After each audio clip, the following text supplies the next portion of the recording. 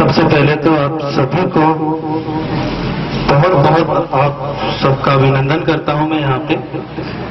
बहुत संक्षेप में मैं आप सबके स्वास्थ्य से जुड़ी हुई कुछ महत्वपूर्ण जानकारियां आप सभी से बांटने आया हूं। ये मेरा बहुत बड़ा सौभाग्य है कि हमारे गुरुजी, हमारे सर, जिनके साथ रह के हमने होम्योपैथी का है सीखा, उनके साथ आज मुझे बात करने का, बोलने का एक अवसर मिल रहा है। सबसे पहले मैं बधाई देना चाहता हूं भाई डॉक्टर लोकेश गोयल को। दोस्तों, जयपुर जैसा महानगर, जयपुर जैसे महानगर की महानगरी सुविधाएं छोड़ के स्वास्थ्य जैसे महत्वपूर्ण विषय से जुड़ते हुए उसने इस इटावा जैसी जगह में बहुत मन करके, बहुत हिम्मत करके जो काम करने की शुरुआत की है। मैं आपसे भी चाहता हूं कि एक बार जोरदार ताली बजाकर लोकेश गोयल को बहुत बधाई दें। मैं अपनी बातचीत को बहुत सीधे सीधे और बहुत संक्षेप में, क्योंकि ये सारी बातचीत आपके और आपके स्वास्थ्य से जुड़ी हुई है, हम सबके स्वास्थ्य से जुड़ी हुई है। मैं चाहता हूं कि मेरी बहुत छोटी सी जो बातचीत है, इसमें आप सब लोग सम्मिलित होकर काम करें, सम्मिलित होकर भाग लें, क्योंकि ये जो छोटी सी बातचीत है ये आपके और हमारे सबके स्वास्थ्य से जुड़ी हुई है। मैं बात को वहीं से शुरू करना चाहता हूं जहां से हमारे सर एल सी शर्मा साहब ने कहा कि पहला सुख निरोगी काया। उन्होंने एक बात और कही कि आज से 81 साल पहले हमारे यहाँ बहुत कम बीमार होते थे। मैं बहुत छोटी छोटी सी चीजों की तरफ, बहुत गंभीर चीजों की तरफ आपका थोड़ा सा ध्यान लेना चाहता हूँ। इनकी इसी बात को एक संयोग है कि मैंने भी पड़ताल करते हुए थोड़ा सा देखने की कोशिश की। मुझे एक आंकड़ा मिला इंटरनेट पे सन 1881 का, जो जनगणना होती है ना हमारी हर 10 साल में। 1881 में भारत की जनसंख्या थी 20 करोड़, और उसमें एक आंकड़ा होता है कि कितने लोग इसमें स्वस्थ हैं। मैं चौंक गया ये बात देख के कि एक 5 लोगों का परिवार अगर होता है तो सन 1881 में 5 में से 4 लोग स्वस्थ थे। यानी एक घर में 5 में से 4 लोग हेल्दी। उसके बाद मेरे को एक आंकड़ा मिला सन 2001 का, उसमें भारत की जनसंख्या थी 103 करोड़, और उसमें बहुत दुख हुआ मेरे को ये जान के कि पहले जहां 5 में से 4 लोग स्वस्थ थे एक परिवार में, अब 5 में से 4 लोग बीमार हैं। और ये बात मैं कर रहा हूं 2001 की, आज 2010 है। अगर मैं इसको इसी रेशो के साथ बढ़ा लूं तो इस बात से शायद सब लोग सहमत होंगे कि आज 5 में से 4 नहीं, कम से कम 4.5 और 4.25 लोग बीमार। मेरा खोपड़ा घूम गया, मेरा सिर घूम गया कि आखिर ऐसा हुआ क्यों। भाई, हम सब लोग बात करते हैं कि दुनिया तरक्की कर रही है, और एक तरफ सारे आंकड़े ये कह रहे हैं कि जहां 5 में से 4 लोग स्वस्थ थे, आज 5 में से 4.5 लोग बीमार हैं। तो देखिए साहब, इसका कारण जब हमने ढूंढने की कोशिश की, वही कारण मैं चाहता हूं कि आप सब लोग भी बहुत ध्यान से सुने कि हमारे इस बार बार बीमार होने और इस रेशो में बीमार होने का एक्चुअल में कारण क्या है। ऐसी वजह क्या हुई कि हम सब लोग इतने बीमार होने लगे।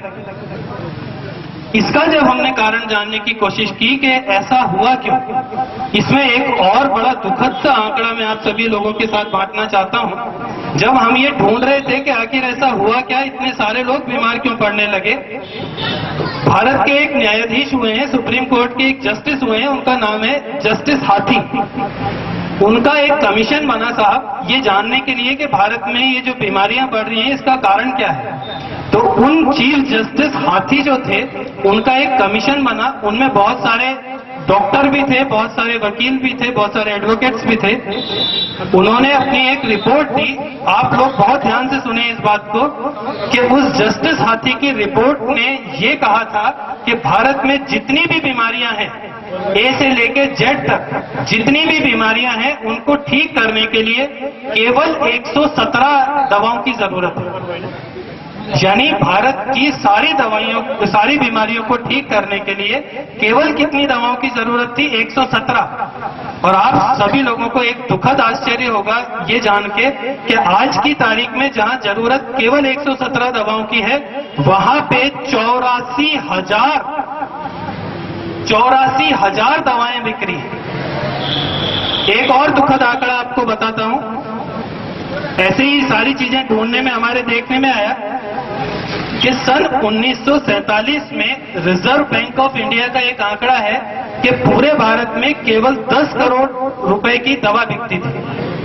पूरे भारत में सन 1947 में केवल जहां 10 करोड़ रुपए की दवा बिकती थी, आप सभी को एक बहुत दुखद आश्चर्य होगा ये जान के कि आज की तारीख में, ये आंकड़ा मैं आपको 2009 का बता रहा हूं, 2009 में पूरे हिंदुस्तान में 70,000 करोड़ रुपए से ज्यादा की दवाएं बिकती हैं।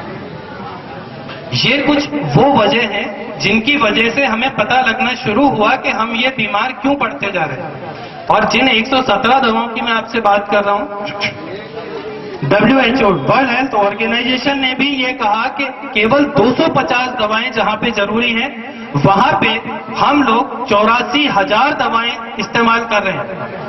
आप सब लोग कुछ एक दवाएं जो रूटीन में खाते हैं, आप सबको शायद जानकारी नहीं हो, उसमें से बहुत सारी दवाएं ऐसी हैं जो दुनिया के बहुत सारे देशों में 20-20 साल से बंद हैं।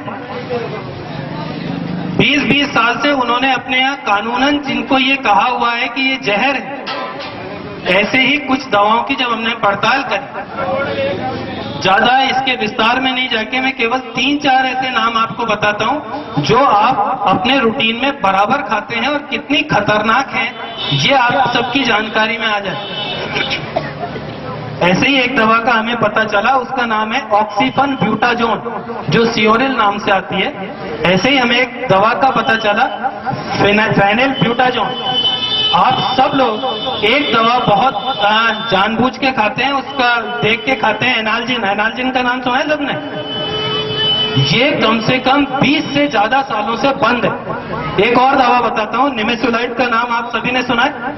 निमोलेट बुखार की दर्द की दवा नाम से खाते हैं। ये दवा संसार में या दूसरे देशों में लिवर को खराब करने का सबसे बड़ा कारण मानी जाती है। आप अच्छा, एक और शायद दवा सबको ध्यान होगी, विक्स एक्शन 500 का नाम सुना है? इसमें एक साल्ट होता है फेनिल प्रोपेनोलेमाइन। वो साल्ट पूरी दुनिया के सारे देशों में, हमारे हिंदुस्तान और पाकिस्तान और अफगानिस्तान 3 देशों को छोड़ के सब जगह बंद है। तो साथियों, ऐसा जहर, ऐसी जहरीली दवाएं जो हम खा रहे हैं, अब करें क्या? अब इसका विकल्प क्या है? अगर ये नहीं खाएं तो क्या करें? दोस्तों, आप सभी की जानकारी के लिए बता दूं, अगर आज भी संसार में सबसे बड़ी चिकित्सा पद्धति एलोपैथी को माना जाता है, तो दूसरी सबसे बड़ी चिकित्सा पद्धति है हमारी होम्योपैथी। और होम्योपैथी से जुड़ी हुई छोटी छोटी सी मैं एक जानकारी आप सभी के साथ बांटना चाहता हूं। जैसा कि सर ने कहा कि ऐसी धारणा है, ऐसी लोगों में गलतफहमी है कि होम्योपैथी बहुत धीरे काम करती है। दोस्तों, बिल्कुल 1000% गलत। जबकि वास्तविकता क्या है, मैं एक बहुत आसान तरीके से आपको समझाता हूं, शायद आप सबके समझ में आए। अपन कोई भी कैप्सूल, टैबलेट, गोली खाते हैं, वो हमारे पेट में जाती है। पेट में जाने के बाद वो खुलती है, उसके सारे कंटेंट रिलीज होकर हमारे दिमाग तक जाते हैं, और दिमाग से जो ऑर्डर आ रहा है वो उस पेट तक, हाथ तक, जिसके लिए भी है वहां तक पहुंचेगा। फिर आपके दर्द में आराम पड़ता है। अब वो भी आराम पड़ता है। और आप सब शायद इस बात से सहमत होंगे कि हमें दर्द महसूस नहीं होना और दर्द नहीं होना, दोनों अलग अलग बातें। जबकि आप होम्योपैथी की कोई भी दवा केवल जीभ के ऊपर डालते हो, और आप सबकी जानकारी के लिए बता दूं, जीभ के ऊपर इसलिए डालते हैं कि हमारे शरीर में जीभ के ऊपर पूरे शरीर के सबसे ज्यादा रिसेप्टर होते हैं कैच करने वाले, ठीक है। और हमारी जो दवाएं हैं, होम्योपैथी की जो दवाएं हैं, वो तंत्रिका, नर्व की वेलोसिटी, नर्व की गति से काम करती है। अगर मैं आप सबसे पूछने लगूं कि आज संसार में सबसे तेज गति किसकी है, तो शायद सबका जवाब होगा मन की। आप 1 मिनट में आंख बंद करके अगर यहाँ पे अमेरिका में कहीं भी सोचना चाहें, सोच सकते हैं। तो जो दवा मन की गति से काम कर रही है, वो निश्चित रूप से सबसे तेज हो। तो साथियों, जो कारण बने हुए हैं हमारे को बीमार करने के, बीमार बनाए रखने के, मैं आपसे निवेदन करूंगा कि उनसे सावचेत होके उनकी चेतावनी को पूरे ठीक तरह से समझ के, आपकी हम सब की जिम्मेदारी है कि ईश्वर ने जो शरीर हमें दिया है उसका पूरा ध्यान रखते हुए हम एक सही चिकित्सा पद्धति को चुनें। और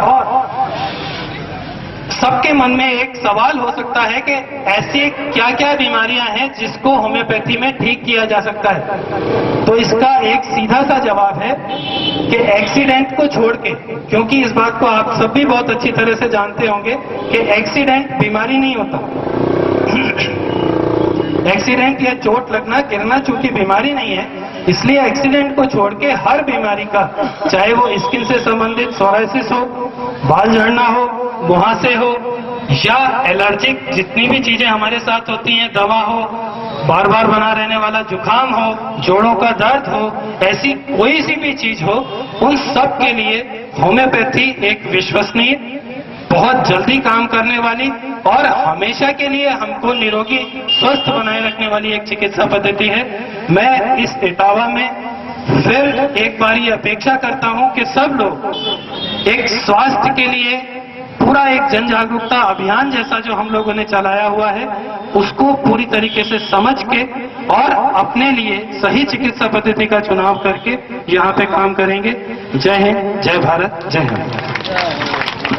बहुत बहुत धन्यवाद डॉक्टर उदयमणि जी कौशिक साहब का। और चूंकि हमारे विधायक महोदय हमारी वजह से थोड़ा असामान्य महसूस कर रहे हैं और ऐसा करना पड़ेगा क्योंकि आखिरकार हमारे विधायक हैं, हम इनको चाहेंगे जब जब परेशान करते रहेंगे।